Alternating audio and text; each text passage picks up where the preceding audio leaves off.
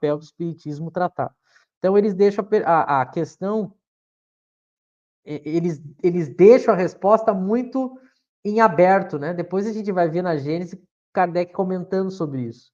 A gente tem alguma modificação que ocorre, tem algo que acontece na matéria, que a gente não sabe bem o que faz a matéria se tornar orgânica e a vida mais simples ir se desenvolvendo. A gente já sabe que esses seres passam por uma evolução, eles vão evoluindo, se adaptando, eles mesmos, chega uma fase que eles mesmos começam a se reproduzir entre si, e aí a gente tem toda a diversidade que a gente tem hoje, né? Nota que na 44, Kardec pergunta, né, da onde vieram para a Terra esses seres vivos, né? Uma vez que havia um caos e pouco a pouco, aí eles dizem, na 43 eles dizem assim, apareceram então os seres vivos. À medida que esse caos as coisas foram acontecendo, o caos foi se organizando, a cada coisa foi tomando seu lugar, aí ele quer saber, bom, mas de onde é que apareceram? E aí eles mostram, a terra lhes continha os germes, que aguardavam o momento favorável para se desenvolver. Então, nota que eu consigo fazer uma interpretação genérica que não entra em contradição e nem não precisa nem entrar na parte mais difícil, né, da discussão, porque ele mostra que, de alguma maneira, quando se tornou propício, as coisas começaram a acontecer, né? A grande questão que a ciência trata hoje é o que aconteceu, como aconteceu, que a gente vai ver que eles não vão entrando. Aí, no final da questão, eles colocam uma ideia muito próxima da geração espontânea, mas aí quando a gente vai ler na Gênese lá, a gente vê a sabedoria de Kardec de não tomar partido, né? Porque não era papel do espiritismo. Por isso que eu digo, se a gente pega só essas questões, sem a Gênese, às vezes tem pessoas no movimento espírita que fazem confusão, elas acham que o espiritismo está tomando partido, que o espiritismo toma lado, que o espiritismo responde, trata disso, e a gente vai ver que não.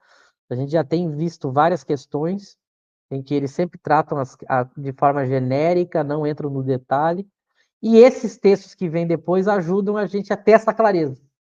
Aí, se tem algum princípio de dúvida, aí os textos posteriores deixam claro como que eu tenho que ler essas questões do Livro dos Espíritos. Eu passo para vocês. É interessante, realmente, o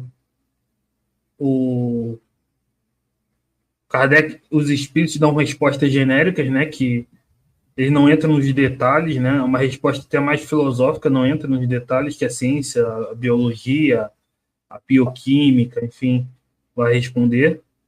Que isso entra na origem das coisas, né, o espiritismo não entra nisso, nas questões da ciência, e na própria Gênese, depois Kardec vai dizer que a própria geração espontânea se aplicava a seres simples, né? Não a seres complexos. É claro que um elefante não ia surgir do nada. Mas, enfim.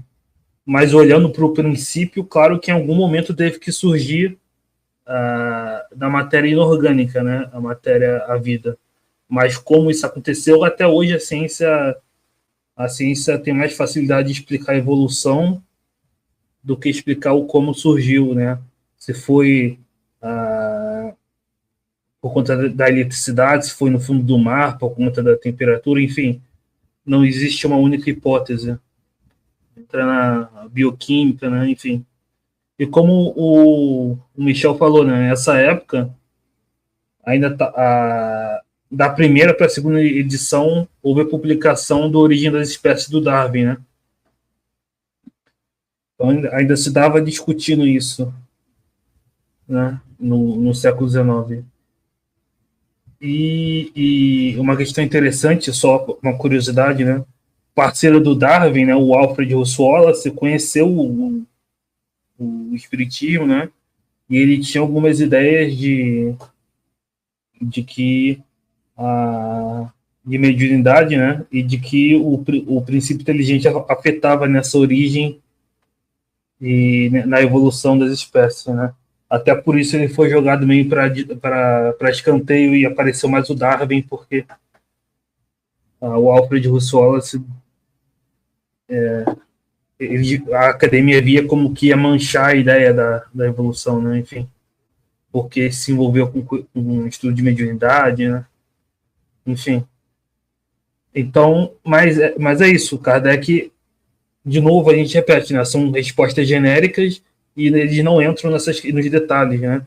E o próprio Kardec, na Gênese e na Revista Espírita, como a gente já mostrou, ele vai dizer em relação à geração espontânea e outras questões que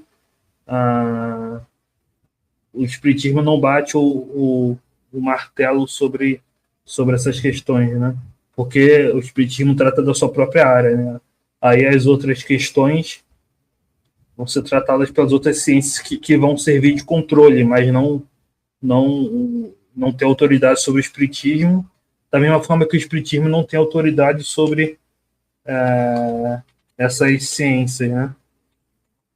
Enfim, então, cada ciência estuda o seu próprio campo de estudo. Eu coloquei aí, Lauro, a Revista Espírita, que Kardec fala sobre a geração espontânea, essa última postagem que eu fiz. Nesse artigo, Kardec fala que essa questão da geração espontânea ainda estava sendo debatida e que o espiritismo não se colocava para responder isso, né?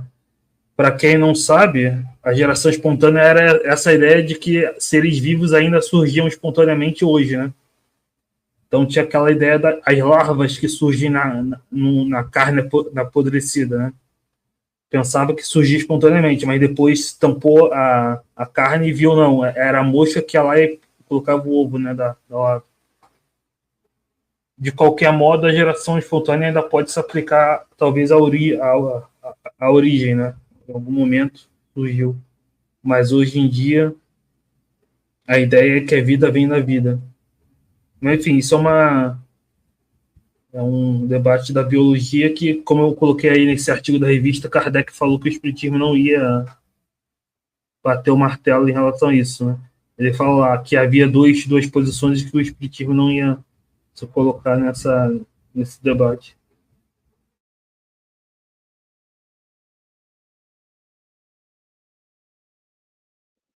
Foi, a 45 não foi lida, né?